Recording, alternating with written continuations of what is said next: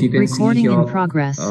you can see that his aortic pressure is normal for his age, and his PA pressures are also normal for his age. And if you look at the ventricular pressures, you note that the diastolic pressure is elevated, both the right and the left ventricles, and the systolic pressure is equal in both the ventricles.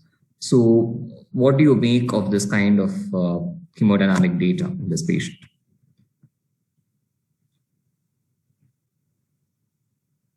So are we going to have any answers from the students?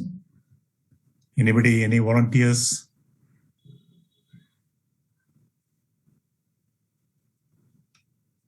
There's one, somebody has put up. Manish. Yes. Yeah, can you just unmute yourself, Manish, and just speak so that becomes easier? Good evening, sir. Here we can see the systolic pressure in both the ventricles is the same, while the left ventricle to the aortic pressure is systolic pressure is almost equal, but the right ventricle to the pulmonary artery pressure falls down. So since both the LV and RV pressures are same, it appears to be a large unrestricted VSD. Very good. And there is some obstruction at the pulmonary artery level. So it could be a pulmonary stenosis or a subpulmonic stenosis. Yeah, very good. So that's what. So basically we are dealing with a child who has got a large VSD leading to equalization of pressures between the two ventricular chambers. And if that was the case, you would normally expect the PA pressure to be high unless there was a obstruction to the PA flows. So yeah, so you're correct. So there is a obstruction to the outflow tract of the ventricle. So the commonest scenario in which you would see this is tetralogy of Fallot, or maybe if the child is not very desaturated, you would think of a BSD with a PS physiology. So just go through these angiograms as they play. So Manish, are you going to continue reading the angiograms, or is someone else going to volunteer?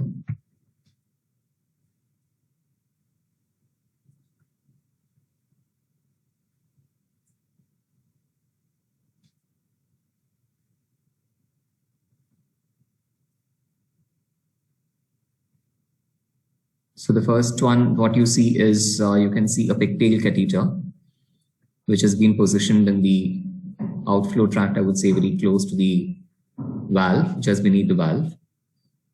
And you can see opacification of a ventricle, and you can see an opacification of the subpulmonary region, the pulmonary arteries.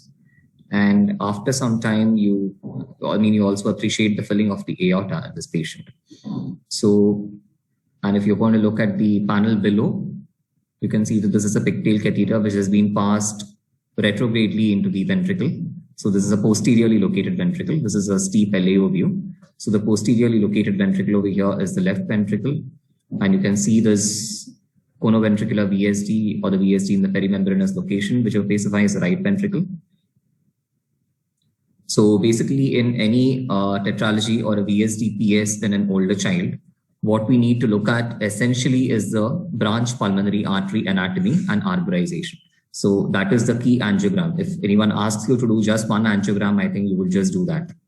The rest of it is optional because most of the information presently can be obtained on echo.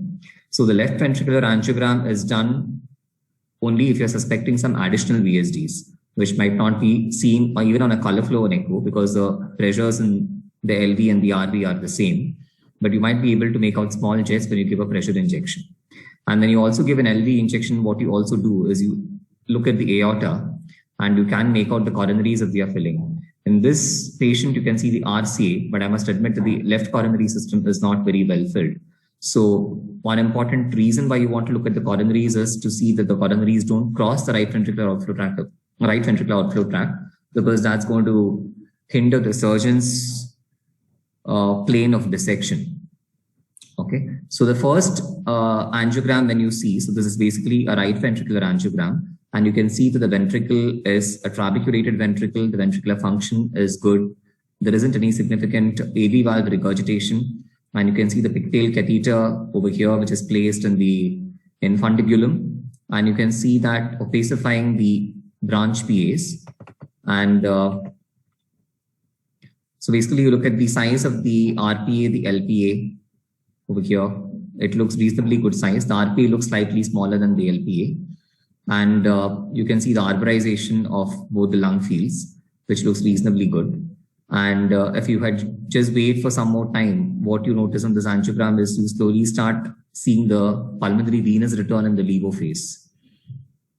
That's not very well appreciated here.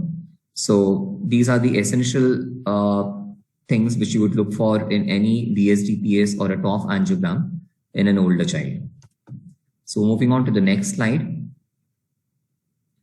So as I said, now we had done a pigtail angiogram in the aortic root, hoping to see the coronary slightly better. But again, unfortunately, if you see this pigtail, it's located within the right sinus. And therefore, again, only the right coronary system is well opacified and not the left. So we need to make sure that the left system is also in normal position. So this patient, we selectively hooked both the RCA and the LMCA over here using a Judkins right catheter. And they were arising from their respective sinuses, which meant to say that they were now really crossing across the right ventricular outflow tract. So it would be okay for the surgeon to go ahead with an RVOT resection without any coronary concern. Now, if you look at this angiogram over here, this patient also has, so this was a descending aortogram. So when a child grows old, especially in a 13-year-old or an adult tetralogy or a VSDPS, if he's blue, you expect that collaterals should have developed by this age in them. And it's important to look at collaterals because they want to first flood the field at the time of surgery. Even if the surgeon manages to somehow complete the surgery, post-operatively, it's going to cause issues in terms of persistent pleural effusions, prolonged, probably re-intubations needed because of that, and prolong the ICU stay, basically. So we have to look at the collaterals from the descending aorta and also the branches of the descending aorta, especially the subclavian arteries. So here you notice, in addition to this patient has got a right-sided aortic arch. Okay, so that's again one of the associations of tetralogy of Fallot seen in up to 15 to 25% of cases, depending on the various series reports. And so you don't see too many significant collaterals which are arising from the descending aorta over here. You do see small ones, but they are probably not very significant. Now, a significant collateral is something which usually measures at least around 2 millimeters in size, that's in diameter, has got a significant pulmonary venous return from that particular lobe of the lung in the levo phase. And so 2 millimeters would roughly correspond to a 4 French, at least a 4 French JR or whatever Lima catheter, diagnostic catheter, you should be able to hook that collateral with that. If it's less, if you're not able to hook it even with a 4 French, then it's probably very small and you don't need to do anything for it. So those are some commonly asked questions for you in the exam as to what do you mean by a MAPCA or what is a significant collateral. Now over here, what we have done again is in this panel below, we have actually selectively injected into the subclavian. And you can actually see quite an enlarged rama in this patient giving rise to collaterals. Now, these are again surface collaterals. If you see, they don't really arborize within the lung parenchyma. They actually kind of fan out on the surface of the pleura. And therefore, there is no significant pulmonary venous return. So though this looks quite large, this is not really going to cause post-operative problems in terms of effusions, most likely. Now, if you look at the next angiogram, this is something, so this is again, we have looked at the Lima shoot. And again, you see that you don't have too many collaterals. Here, the Lima is not very hypertrophied or enlarged as it was on the right side. But you see, again, a small leash of collaterals from the basal portion of the left subclavian. But again, if you see the arborization, they really don't arborize much. And if you just look at that, they're all very minute vessels within the lung parenchyma. These are not surface collaterals. These are actually collaterals going to the lung parenchyma. But again, very small in size, so probably not of much concern in the post-operative period or to the surgeon. Now, this last angiogram, which you see on the right, probably would have been the first angiogram that we did, but I will maybe put it in the end because I think it's not routinely done by most cardiologists nowadays. And very few associations, which I would like to tell you. So this is basically an innominate vein angiogram that we have done. So the catheter from the pigtail is from the IVC into the RA, into the right superior vena cava, and into the innominate vein. So an innominate vein injection, a good sized innominate vein in right-sided right-sided vena cava effectively excludes a left-sided vena cava. So it's important to know that certain patients can have bilateral SPCs, especially in congenital heart disease. You can't assume that everyone just has a right SPC. And it becomes important for two reasons. One is if the left-sided vena cava normally should drain into the coronary sinus, but there are associations where in a patient with TOF, the left-sided coronary sinus may be unroofed, in which case it drains directly into the left atrium. So if the surgeon has not made aware of this, because the surgeon is not going to go dissecting into the neck and see where the left superior vena cava is, this information should have been given to him pre-op. And if you have missed a left superior vena cava, which is actually unroofed, you're going to have the patient operate, and despite a successful TOF correction, the patient is going to continue remaining blue or cyanosed. And we've had this instance, and we've had this actually happening in one or two instances, especially in small infants, where the LSPC was not picked up preoperatively. The second reason why we do this angiogram is for the course of the innominate vein. Now, if you actually see here, the innominate vein actually traverses above the arch. So if you see, look at the bifurcation over here, the ascending aorta would come over here and the arch would come here, and the innominate normally goes above that. Now, an important association in patients with TOF is something which we call as a retroaortic innominate vein, in which the innominate vein actually passes under the surface of the arch and inferior to it. Now, this is, of course, not of any importance to us as cardiologists, but it's important, or the surgeon might benefit from this little bit of information because it helps him plan SPC cannulation. Just this thing, coronary sinus definitely will be dilated, no? If there is a LSPC draining into coronary sinus. So, yeah, so if it is an LSPC draining into a roofed coronary sinus, it would be dilated. So if you're going to pick up an LSVC on the suprasternal views on your echo, but you see the coronary sinus is not dilated, that is when you think that the LSVC is actually unroofed. And you have to confirm it by giving just a saline contrast injection into the left arm. If you just give that, you can see immediate opacification of the LA. So it's important to pick that up pre-op. We have done this angiogram. I mean, this patient anyway did not have any of that, but this was just for completion's sake to demonstrate a good sized innominate vein and an RSPC. But it's helpful to go through this in adult TOF catheterization so that you don't miss an LSPC, even if it's there. So having finished that case, now any questions from students, or shall we move on to the next case? One question in the chat box, Patil, you can just see. Yes, sir. I think, how about end diastolic pressure? Yes. So if you looked at the end diastolic pressures in that patient, it was elevated. Now that is something which is inherent to long-standing uncorrected TOFs. And this is being recognized very early on. We even have studies with CMR which support a lot of myocardial fibrosis, which sets in as early as 2 years of age in children. So in an adult TOF, the ventricle is going to be hypertrophied, the LV is underfilled, and you have fibrosis already which has set in. You cannot do anything even if you correct this TOF at this age. He's going to continue to have diastolic dysfunction. It might improve to some extent, but that's not a contraindication to TOF correction. Any patient who is cyanotic should be offered a TOF surgery, even if he's up to 40 years of age. Beyond that, of course, things are debatable. But if you see, this is something which is inherent in these ventricles, and the only way to actually prevent this is to do a TOF correction at the right age, which in the present day would be anywhere between 3 months to 1 year of age, if the branch pay anatomy is good. So you should not be waiting beyond 3 to 6 months for a TOF correction.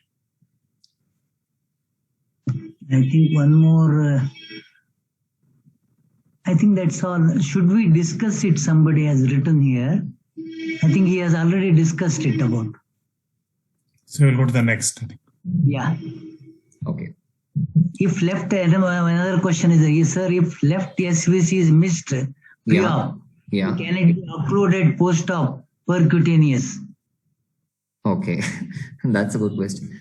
Now, how are you going to gain? Okay, so the thing is, if it's an unroofed coronary sinus, you might be able to occlude it post-operatively. Now, the only issues with this is, usually if your LSVC is big sized, your RSVC is either of the same size or it's sometimes smaller.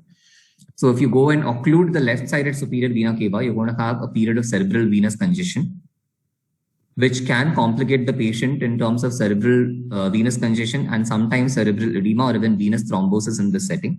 So that's something the surgeons also would not want to do. So the corollary to that is, most surgeons would not be comfortable even ligating the LSVC in this instance. they would somehow actually try and put in an interposition graft or somehow reroute that LSPC back into the right atrium by forming the roof.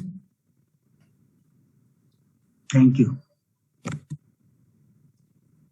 And you can go ahead with the next So the next case is a 22-year-old lady, and she was diagnosed with a congenital heart disease since childhood, but has not been evaluated properly and has not sought treatment. And she came to us quite recently, in fact, last month. And she had a grade 2/6 amid systolic murmur in the left first and second intercostal space. And you can see her saturations are normal. So we're not dealing with any kind of an Eisenmenger over here. But I just want someone to interpret this cath data. So basically, I mean, it's just basically two pressures in the great arteries, if you see. So the aortic pressure is somewhere around 100/40. And the PA pressure is somewhere around 90/40.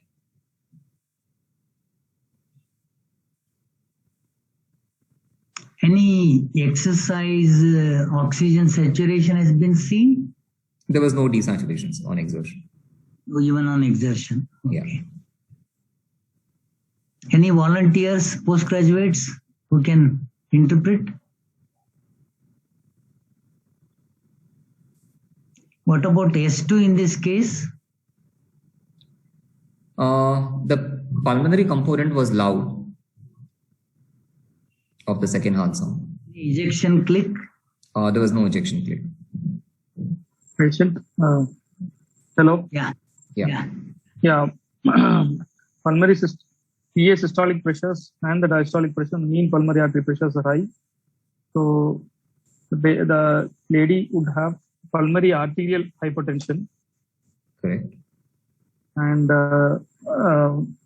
could be primary pulmonary arterial hypertension since the P2 was loud, as sir said, the P2 was loud and there is no ejection click. Probably the age also fits into primary pulmonary arterial hypertension. Okay. Now, did you notice something which is quite striking in this patient was that if you notice her aortic pressure, she has got a pulse pressure of 60. So that's a wide pulse pressure. Would you expect a wide pulse pressure in primary pulmonary hypertension? No, that is not common in primary. That is not seen in primary pulmonary hypertension. Yeah. So also congenital heart disease since childhood. Yeah. And what about the lower limb saturation and other things? It was 98% in all the four limbs. Oh, 98%. Okay. So what do you think it is? Your opinion, postgraduate. Okay. Is it still... If someone who has got a congenital heart disease in childhood, that's a clue. Okay. And PDA with PH. Yeah. PDA with PH. Sorry. Correct. I didn't look at diabetes. Yeah. PDA So, with PH. yeah. So if you see here, the diastolic pressure is still low. So what does that really suggest to you with regards to the PDA? I mean, I agree the PA pressure is high. The PA pressure is equisystemic. Yeah. Do you think the PDA would be still shunting left to right, or would it be shunting bidirectionally, or would it be right to left? Yeah, since the aortic diastolic pressure is low, the PDA could be shunting left to right only, sir. Yeah, so there is a runoff basically. Yeah, exactly. So that's what is causing this wide pulse pressure. Now, the important point for you guys to note here is that the diastolic pressure of the aorta and the PA and the systolic pressure of the aorta and the PA are almost matched. So if you see, there is only a very, I mean, this might be even with some recording issues, but 190 is like almost the same, and 41 and 39. Okay. So I'll show you another tracing once I finish discussing this case. So the important things here are you've got equalization of the systolic and the diastolic pressures in this patient. So there is a PA and aortic equalization with respect to the systolic and the diastolic pressures. So the PA diastolic pressure also continues to remain low as much as the aortic diastolic pressure continues to remain. So your diagnosis was right, and this was an angiogram which we did. So conventional views which we take are a left lateral angiogram. And in case we cannot see the PDA very well, then what we would do is we would take a right anterior oblique, say somewhere around an RAO 30 degree. RAO 30. So if you see here, the first angiogram, you can see a large PDA. Now, this quality of this angiogram is not bad. In fact, we've given sufficient ml of contrast, almost 30 ml. Yeah. But this is something which we encounter if you do adult PDAs with such large shunts, because the volume is not really enough. There is a lot of blood which flowing into the PA and the contrast gets diluted. So basically this, and the catheter you can see actually kind of flipping into the PDA towards when the power injection starts. That's because of such a large duct. But the duct is, I think, very well appreciated on the RAO view over here down.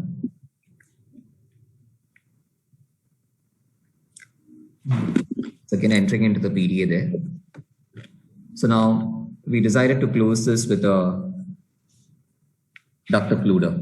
So this was a 24 by 26 mm PDA duct occluder which has been deployed. And this is the angiogram, final angiogram which has been done after the device has been in position. And I'm just giving you now some more information over here. And I want you to tell me whether are you okay with this information that I have given you. That is basically, I gave you a pre-procedural echo detail which said that the left heart was still dilated. And so were the branch PAs. The ECG shows a normal axis. There are biventricular forces, but still features of LV volume overload in the form of Q waves in V5 and V6. With all this data in mind and this device position and the previous hemodynamic tracings that I showed you, and with the saturation of 98%, how many of you would actually go ahead and release this device, or would you want some more information?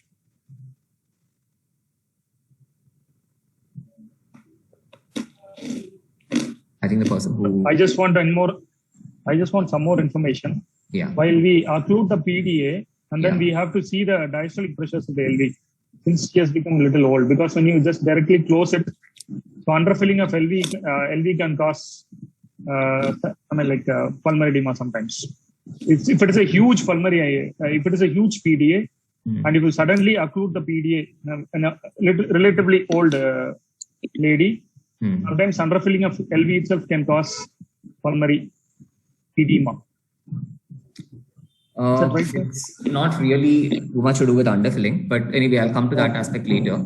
There's something else. Would you want to look at something else before you actually look at the LV and the LV EDP? Is something else more important? Don't you want to know what happened to the PA pressure in this patient? Asking PVR, PA pressure, all these things. PA pressure has been given already. So this is what is the tracing once this PDA was occluded. Yes. So you can actually see that the curves which are actually superimposed have now widely separated. So this is the aortic pressure trace. You can see that the aortic pressure has gone up to around 120 by 80. The systolic pressure has gone up. The pulse pressure is now normal. And the PA pressures have fallen to 40 by 14. It's almost 1/3 of what it was. This clearly shows that this PDA was still operable despite this lady surviving with such a large PDA to 22 years. So these are certain exceptions we come across. We really don't know the reasons why certain children develop PDOD within the first few months of life. But you have some adults with such large PDAs who have, who are still operable at this age. So that's still an enigma. We really don't know what are the mechanisms which give rise to early onset PAH in some. So this is something I want you to note, that you have to have a fall in the PA pressure when you occlude any large ductus. There is no definite guideline per se, but in any case where you feel that the ductus can be closed with other, clues to suggest operability, like a dilated LV, a normal saturation, just being a left to right shunt, ECG and X-ray being favorable, you need to have a drop of the PA pressure by at least 50% from what it was to start with. And here it's like literally fallen to 1/3 of the aortic pressure. Now, coming to your second question of pulmonary edema, what happens in most of these PDAs when you suddenly occlude this, you have a large runoff from the aorta into the PA. Now, when you suddenly occlude the PA, this aortic runoff is gone. So that leads to an increase in the aortic diastolic pressure and the aortic systolic pressure. So basically what gets activated is something which we call as the Nicola-Doni sign or the Branham sign. That happens with any large fistula as well. So you see hypertension and bradycardia in these patients the moment you occlude a large duct. And that reflexly causes an increase in the systemic vascular resistance. Now, this increase in the SPR and the aortic pressure is something the left ventricle is not able to accommodate because there was a period of runoff all these years. So the sudden increase in the afterload gives rise to an afterload mismatch, which causes an increase in the LV end diastolic pressure, and the LV can actually start dilating and even become dysfunctional. So it's important to look for LV function. Most of these patients on table, you will notice immediately on echo that the LV has started becoming dysfunctional. It would not be very bad. It would stay somewhere around 35 to 40%, but you need to keep a watch on this. What we normally do is start them on some ACE inhibitors to try and reduce that afterload mismatch. And especially in children, we can see that in the next 1 or 2 weeks, their LVs are back to normal, and then we take it off.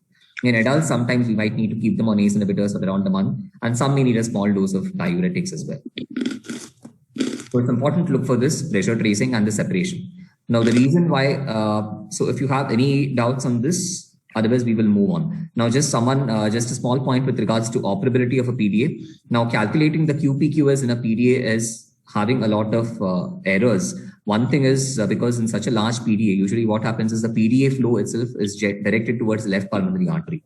So when you look at oximetry runs over there and even the pressure data, the ideal way to obtain a PA pressure in these instances is to actually go distally into one of the branch PAs and not keep it at the mouth of the PDA, because you might actually be hitting the jet might be hitting the main pulmonary or left pulmonary artery if you're there, and your catheter can actually record aortic pressures. You might think that the PA pressure is very high even in moderate sized ductus, but it might not be. So preferably get into one of the distal pulmonary arteries, either the right or the left.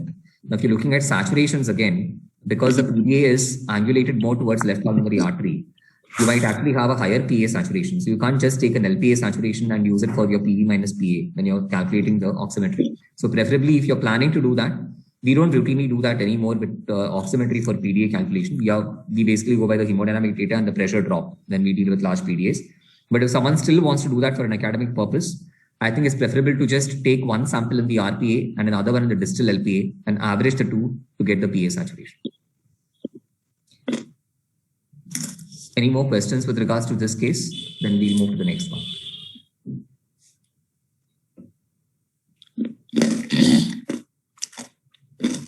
Then go to the next doctor.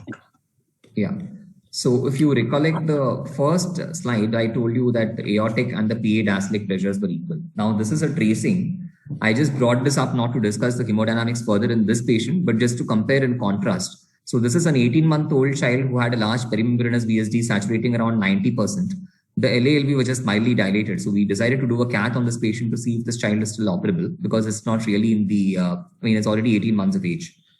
So what you look here is, this is a catheter trace. If you follow this, the pink one depicts the pulmonary artery, and the yellow one actually is a pullback from the LV into the aorta. So this is the LV pressure trace. So the LV systolic pressure somewhere around 70 to 75. You can see that the end diastolic pressure is somewhere close to 10. And then once you pull this back into the aorta, the aortic systolic pressure is again somewhere around 70, and the aortic diastolic pressure is somewhere around 50. But if you look at the pulmonary artery pressure, pulmonary artery systolic pressures are the same, but the diastolic pressure is actually 28. So this is how you contrast the PA diastolic pressures in a large PDA versus a large VSD. So in a large PDA, you would have an equalization of the systolic and the diastolic pressures. In a large VSD, the diastolic pressures would still remain low, and only the systolic pressures would equalize.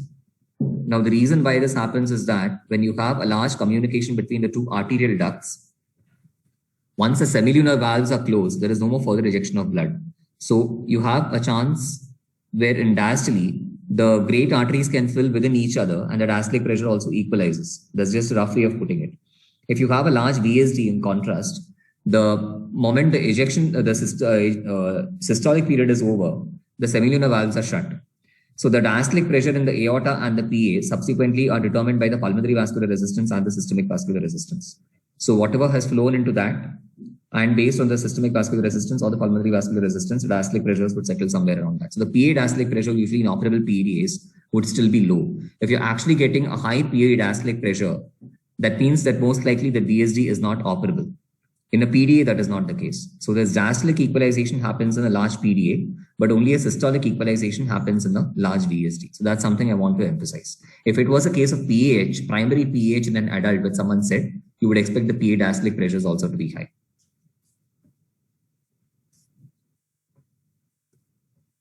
I hope that was clear. And then if there are no questions on that case, we move to the next one.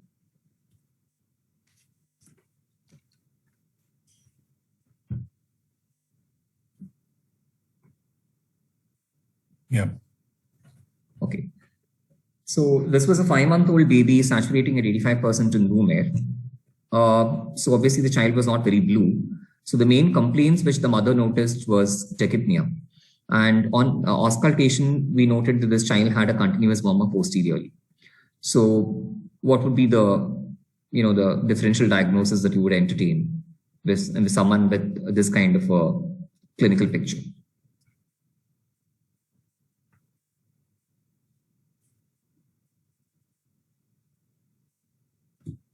Any postgraduate wants to just have some guesses on this? Is coarctation a possibility? So coarctation, now why do you think in coarctation someone is going to be desaturating?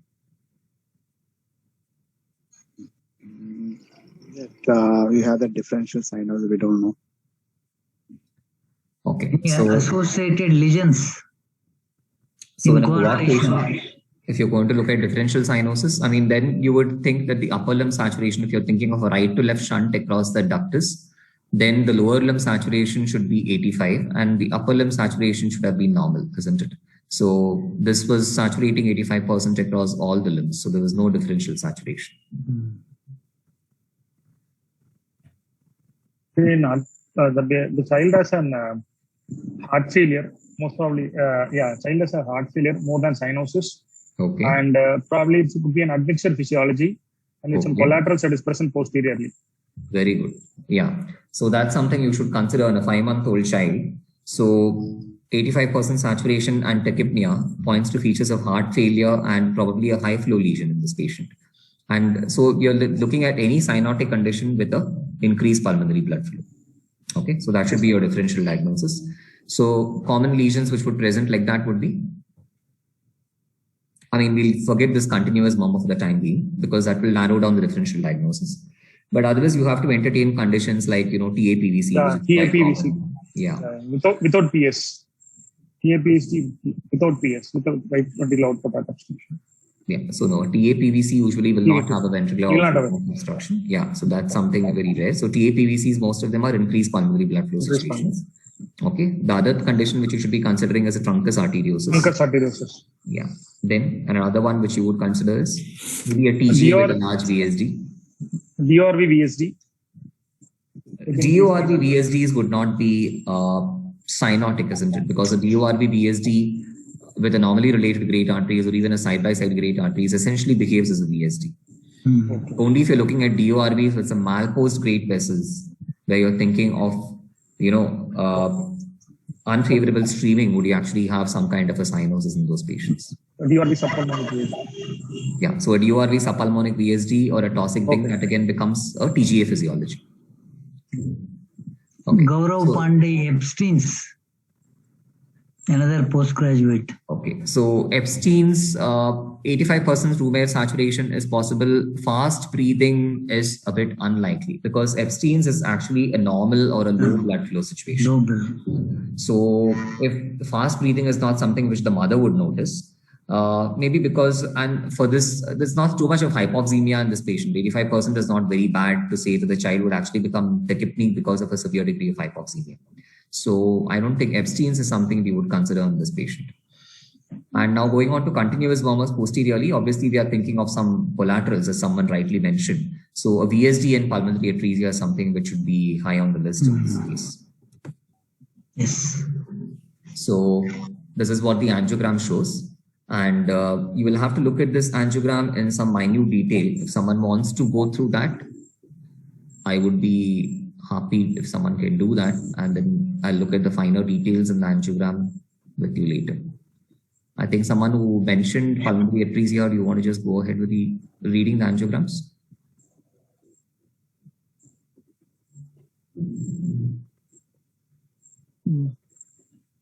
Gaurav? I think the one who told admixture physiology initially. Yeah. Anyone can just follow. Anyone can, yes. It is a venous angiogram through right femoral route. The pigtail catheter going via the right femoral vein through the IVC into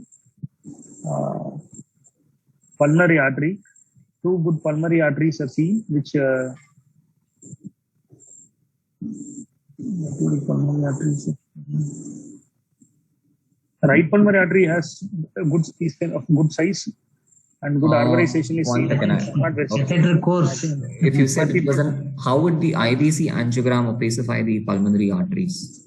Or if it is not, if it is, then there should have been a fontan actually. No, okay. This is a 5-month-old child. Oh, 5-month-old. Okay. Why are you saying this is IVC? I mean, this is a pigtail angiogram. And you can see the pigtail curve positioned quite high up, much above the cardiac border, isn't it? So your IVC would normally end at the right. Yeah, correct. So what else would this be? It could be right-sided aortic arch. Aortic arch, yeah. Isn't it? Right-sided. Yes, sir. It's the right-sided aortic arch. So this is a pigtail angiogram in the descending aorta. Yeah. And what it does show is it shows a large aortopulmonary collaterals. Now, I will not say that your, the first thing which you said that these are pulmonary arteries. On the face of it, it might look like these are pulmonary arteries. But if you actually look at it carefully, these are actually large aortopulmonary collaterals and they are not pulmonary arteries. Yes. Now, it's important in this subset to actually find out if there are native pulmonary arteries because it alters the management very differently and the prognosis very differently in these patients. So can anyone spot the pulmonary arteries in this patient? So we have one large collateral over here which goes to the left lingula and the left lower lobe. And you can see another collateral which is going to the right side as well. This, of course, might look like a pulmonary artery, maybe the right pulmonary artery to some, because the exact origin from the aorta is not seen. But if you actually see, it's coming posteriorly from here and then takes a turn and then goes to the right hilum. This is slightly difficult for you to make out. And I think I don't want to freeze this image because if I freeze it, it might be more difficult for you to appreciate. So you just follow where my arrow mark is. And if you just see here, just above this collateral, do you see this small structure over here, which is fluttering over here? Yeah. Yeah. So this is in fact the native pulmonary artery in this patient. Okay. So these are extremely hypoplastic confluent branch PAs over here. And what you see are the collaterals, which are much bigger than the native branch PAs. Now, how do you know that these are the pulmonary arteries and these are not collaterals? So that's appreciated by the movement of this. Now, if you see, collaterals are all posterior mediastinal structures which come from the descending aorta. They're all plastered to the mediastinal wall. They don't move.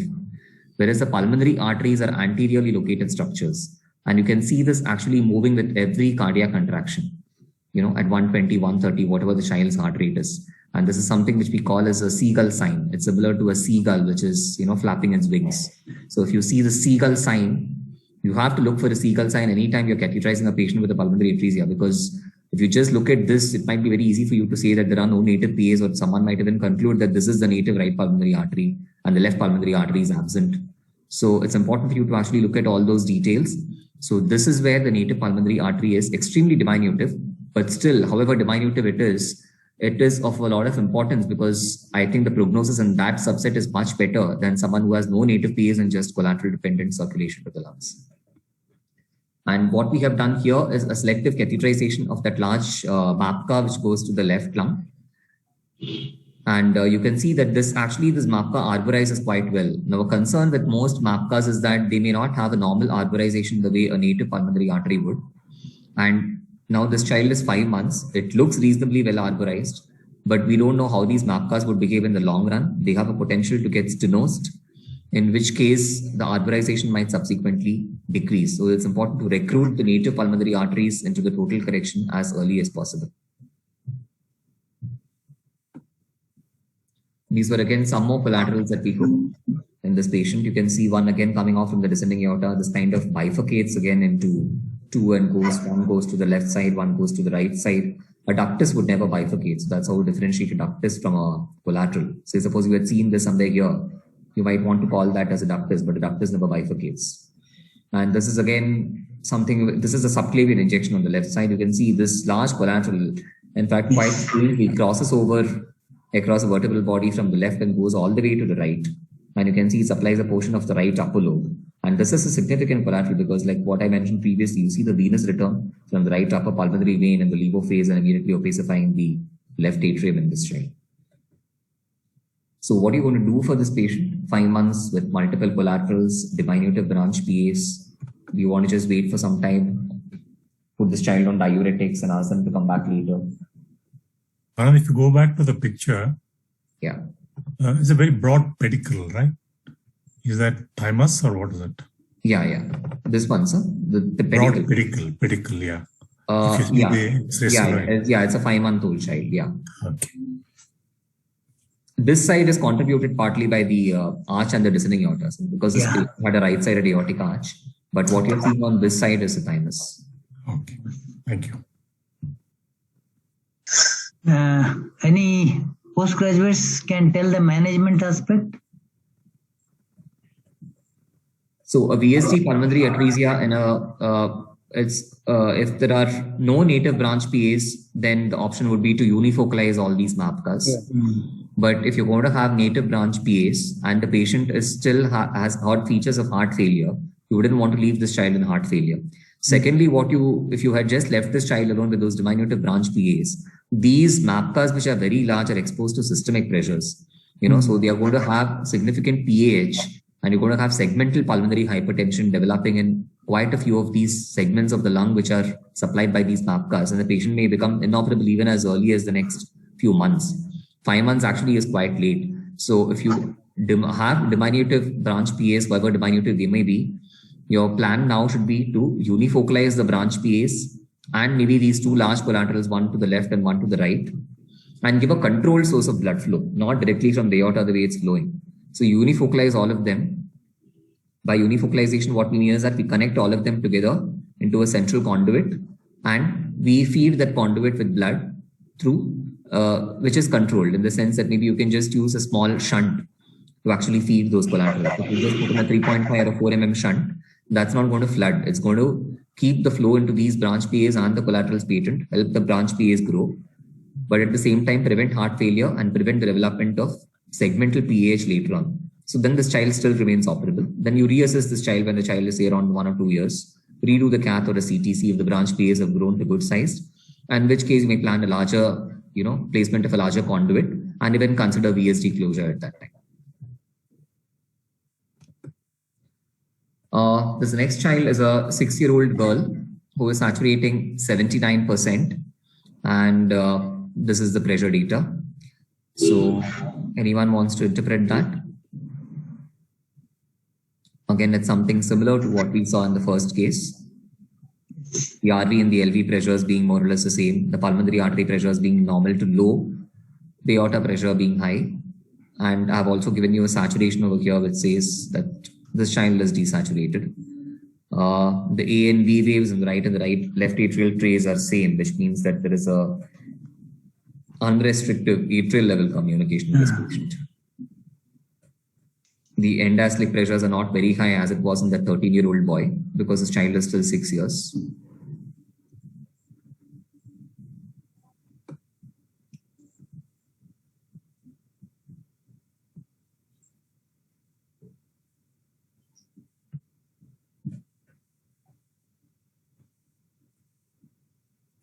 So someone can just read this angiogram. Yeah. It's a first image. It's a AP projection with the pigtail catheter through the right femoral vein to the IEC to the RA to RV. Probably a coarsely trabeculated ventricle, probably right ventricle morphology, and ventricular function is good, and there is a stenosis in the right ventricular outflow tract. RVOT obstruction is present, and are you saying that because of the pressure data, or you can actually make out an anatomical obstruction on this angiogram? I can make out the anatomical obstruction also, sir. Okay. I think it is just below the. Okay, there is some narrowing there. Okay. Yes, sir. Just below the valve, probably the obstruction is. Okay. Then followed by opacification of the RPA is being opacified, and again LPA I could not see, it is not opacified. Then aorta is getting opacified. This is the aorta. Yeah, okay. The aorta is getting opacified. Yeah, RPA is getting opacified. Then the aorta is getting opacified. Maybe it's not seen distally, but that's the LPA. Okay. That's because the aorta is overlapping over there. Okay. But the other way to know it is you see a good vascularity on the left lung, isn't it? So it's not the LPA is hypoplastic. Oh, okay. Okay, sir. Yeah. Alright. Left lung opacification is seen. And probably there is a VSD. That is why actually the aorta is also getting opacified. And we told you pressures on both the chambers are equal. Yeah, both the chambers are equal. Yeah. So the other angiogram, is it all over, sir? That angiogram? Good arborization of the right pulmonary artery. Okay. Now, since you said all this, I think I wanted to ask you something very specific. Now, what do you think is the relationship of these great arteries? Oh, yeah, correct. Relationship of the great artery is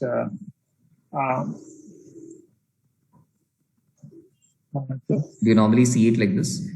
No, sir. We normally don't see it like this. It is actually side by side. 1 minute, I'll just see this one. Looking more or less side by side. Okay. Both aorta and PAs are filling actually. Is it DORB, PST? Okay. Okay, you're somewhere close to that. So basically, you need to realize in this angiogram that the PAs are there's a arterial malposition. Okay. Yeah. Okay. So normally, your PA pulmonary artery should be to the left of the aorta. Here, what you're seeing is the pulmonary artery is to the right. Right. And the aorta has moved to the left. Okay. And the second thing, what we have done, that is why to confirm. So what you look at with relation to a great arterial anatomy in an anteroposterior projection is all you can make out is what is left and what is right. Yeah, correct. Anteroposterior, what is anterior and what is anterior portion. That you want a lateral view or else an LA view. That's what we have given you. Yeah, okay. So this is a steep LA or else lateral view with a pigtail catheter into that coarsely trabeculated ventricle, good ventricular function, where I could see both the great arteries filling. Can you just move that mouse one, sir? If you don't mind, please. Yeah. Aorta is more anterior, sir. PA is looking more posterior. Very good. So aorta is left and anterior. So left and anterior aorta, normally it will be present in CCTGA. Very good. So that is why actually there is straightening of almost left and anterior aorta is more like a CCTGA. Yeah, so it's a CTGA. It's a CTGA with a VSD with a PS. Yeah, VSD PS. Okay. Yeah. That's why she is desaturated. Okay. Her saturation was 79%. So a 6-year-old girl, CTGA, VSD, PS is again one of your differential diagnosis for TOF, isn't it? For your clinical exam. Yeah, TOF physiology. Yeah, it's a TOF physiology. So many of them may not be very profoundly cyanotic the way they are in TOF. So this is a case of a CTGA, VSD, PS. That's why I gave you these angiograms for you to make out the position of the aorta. Okay, and this is actually a left-sided aortic arch. So if you see the L malposed aorta, over here, the ascending aorta is dilated and it occupies this first and left second intercostal space. So the clinical clue for you would be that you would actually have a patient with a PS, but you would have a dull note on percussion in the left first and second intercostal space. Normally, when you have a PS, you don't expect the first and second intercostal space to be dull, isn't it? There is no PH, there is no enlarged pulmonary artery there. So what causes the dullness in this case is an L malposed aorta. So if you have a PS situation with a dullness in the first and second intercostal space, then that is one of the clues to say that it's an L malposed aorta. You're probably not dealing with a TOF, you're probably dealing with a CTGA VSD PS. Very good. We'll move to the next case. Yeah. Okay, this was just one more completion angiogram which we have done. Basically, I just put this to just look at the catheter pose and just try and identify the catheter. Because someone said that the LPA was not well visualized. We agree with that. That's why we wanted to do an LPA injection.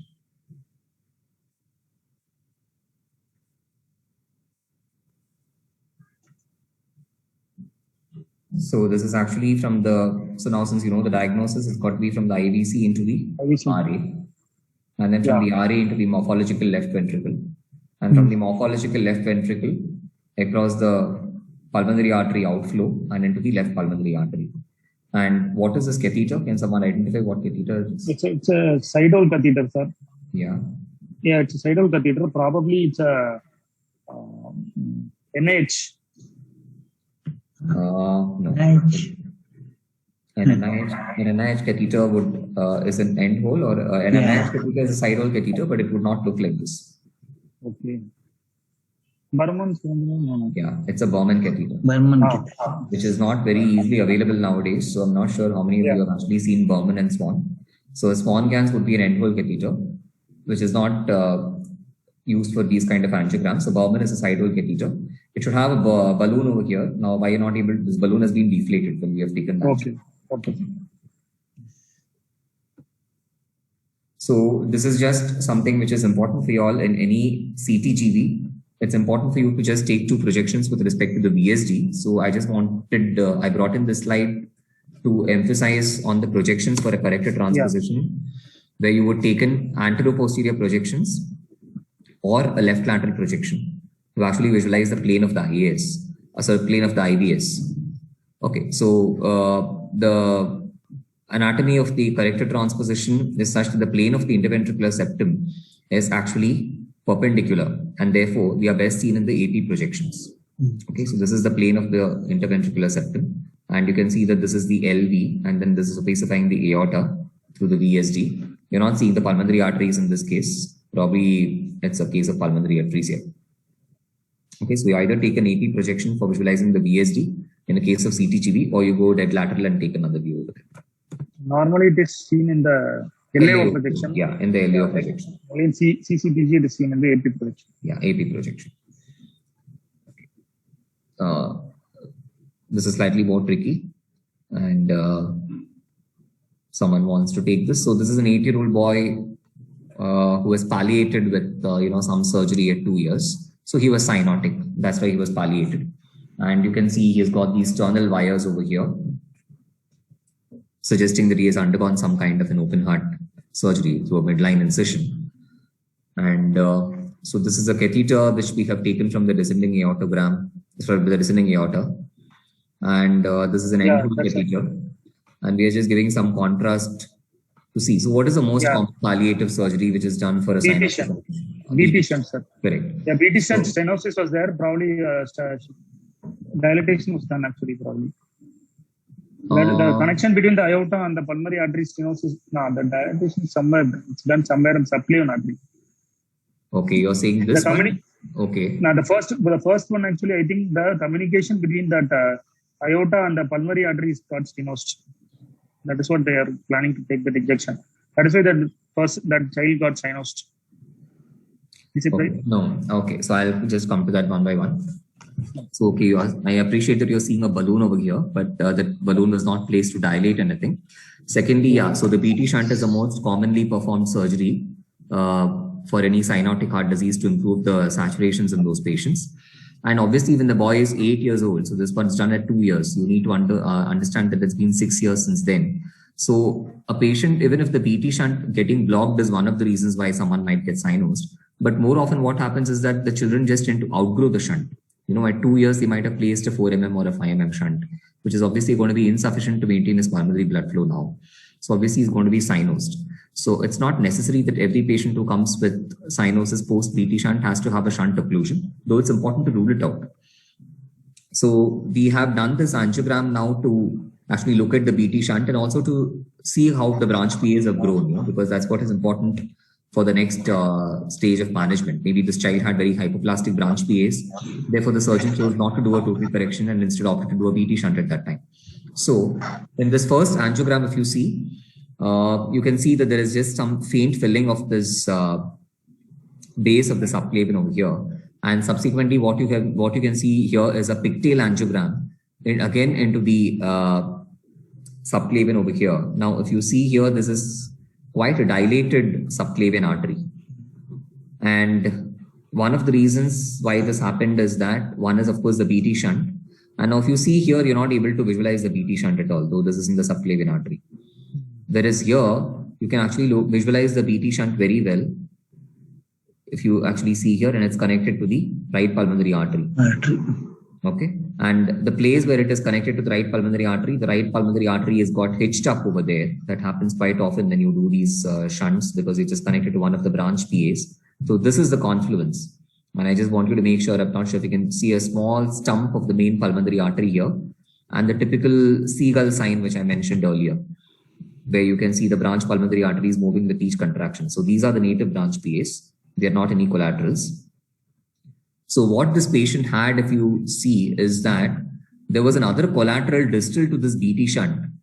And every time we gave the injection, the contrast would run off into that collateral and not opacify the BT shunt properly.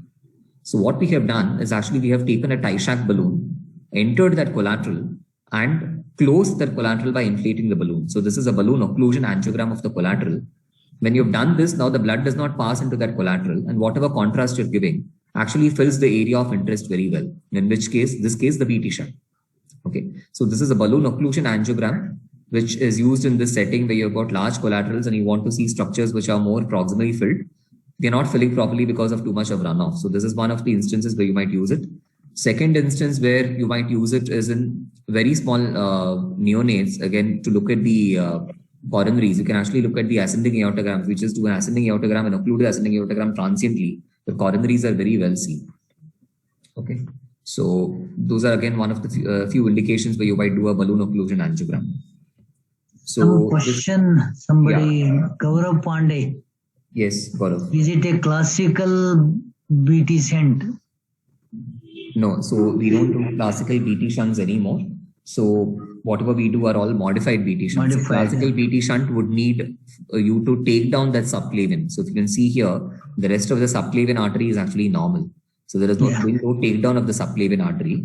There's just been a Gore-Tex tube or a PTFE which has been placed between the base of the subclavian artery to the pulmonary artery. So this is not a classical BT shunt, it's a modified BT shunt.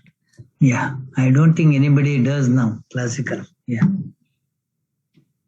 Any more questions? Another thing for you to note is that even if you, this upper lobe of this right lung is not well arborized. You see the native PAs, it's just arborizing the right lower lobe and the right middle lobe. The left side seems better, but this right upper lobe, there is a paucity of vascularity over there.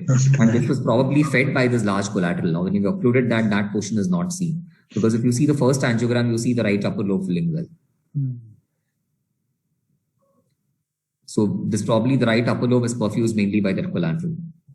And that's important for the surgeon also to know, because this does not seem to be fed by the native PA, which means that you're going to be losing close to around 4 to 5 segments ultimately when you do a total correction in this patient. So in a case of pulmonary atresia, say suppose this patient had just hypoplastic branch PAs like the previous case, and when you're planning a unifocalization, currently you would aim to achieve and unifocalize at least 15 bronchopulmonary segments into the lung to have adequate oxygenation. Now this was again the descending aortogram, and you can see again one more small collateral to the left lung over here. And you can see another small collateral which is going to the right side. And pre-op, this collateral to the right lung was actually coil embolized. And now this is actually, you can see this whole course of that from the descending aorta into the subclavian. And this is actually into that collateral. And this was the place where we had occluded it with a balloon. Now we have passed a catheter through that and actually entered deep into the collateral. And this is the collateral injection. So this hand contrast given through the collateral actually is seen to opacify the whole right upper lobe. So this was the area which I said earlier, you know, when you gave the BT shunt injection, this part was not opacified because this part was opacified by the collateral which was blocked by the balloon. Now we have taken off the balloon, we are actually injecting into the collateral, and you see the right upper lobe actually getting well opacified. So this right upper lobe is applied by the collateral and not by the native branch PAs. So this patient underwent a VSD closure and RVPA conduit along with a BT shunt takedown. It's 9 o'clock, sir. Do we have any questions, or do we have to wind up the session? Because I have a lot of angiograms. I know you have endless. Yes. But I think we should close it here. Any questions from the students? Want to ask Dr. Anand for clarification? Dr. Gaurav? Dr. Padma Kumar, you want to add any comments or whatever? Padma Kumar, you have to unmute Dr. Padma Kumar, unmute. I want your comments also. Padma Kumar? Unmute, Dr. Padma Kumar. No, you're still unmuted. We're not able to hear you.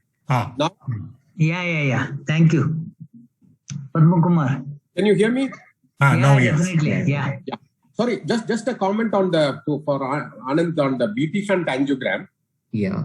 I noticed that it was a sternotomy. Yeah. Correct. And that's an unusual approach for a BT shunt, isn't it?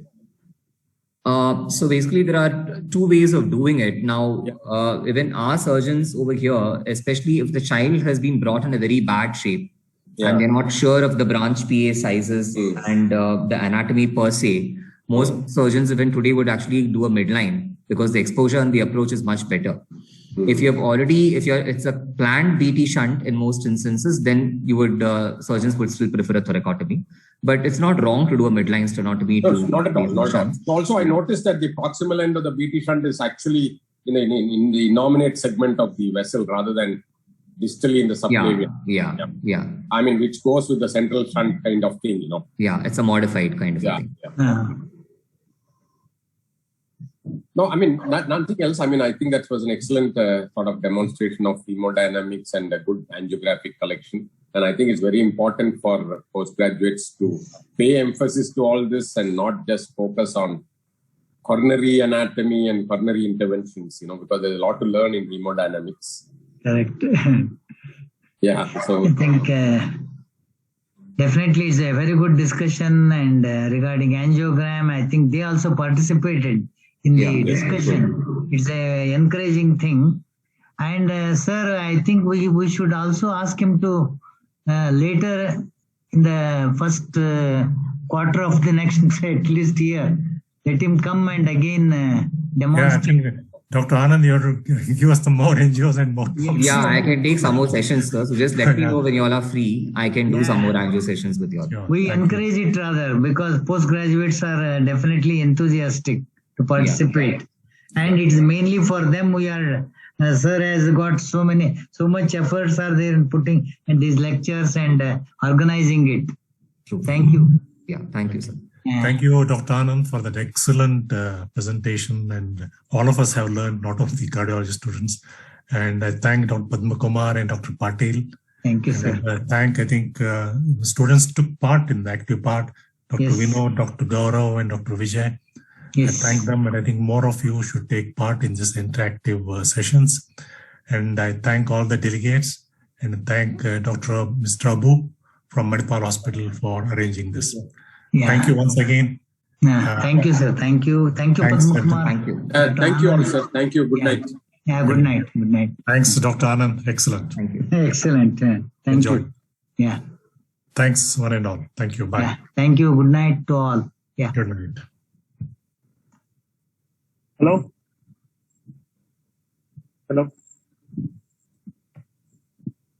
Hello?